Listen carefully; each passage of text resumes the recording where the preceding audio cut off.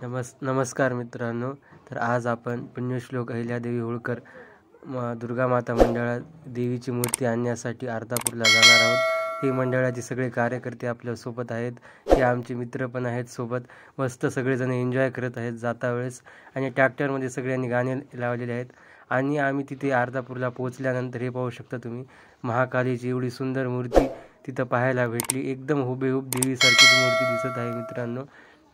आपण पाहू शकता या मूर्तीच्या व्यतिरिक्त अनेक असंख्य दुसऱ्या मूर्त्या पण तिथे होत्या. खूप सुंदर मूर्त्या होत्या. ही मूर्ती आम्ही बुक केलेली आहे मित्रांनो. पुण्यश्लोक अहिल्यादेवी दुर्गामाता मंडळाची मूर्ती होती ती. अशा खूप प्रकारच्या आकर्षक देवीच्या मूर्त्या त्या ठिकाणी पाहायला मिळाल्या. सर्वजण मूर्त्या बुक केलेल्या होत्या आणि काही जण खरेदी करत होते. आम्ही मूर्ती तिथून घेतली आणि निघालो आमच्या गावाकडे मित्रांनो.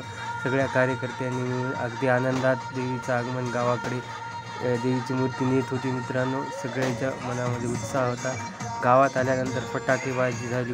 देवीचा खूप थाटात स्वागत करण्यात आलं मित्रांनो. सर्वांनी अगदी मनातून देवीचे स्वागत केलं. गावामध्ये फटाके लावले.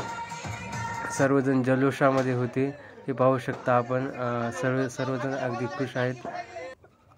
आपण पाहू शकता मित्रांनो. आणि त्यानंतर देवीला मित्रांनो विधिवत खाली उतरवण्यात आले आणि मंडपामध्ये देवीचं आगमन करण्यासाठी देवीला उचलून सर्व कार्यकर्ते नेत आहेत मित्रांनो. आपण पाहू शकता सगळ्यांनी मिळून देवीला चांगल्या प्रकारे मूर्तीला धरलेलं आहे आणि या ठिकाणी देवीचं आगमन झालं मित्रांनो.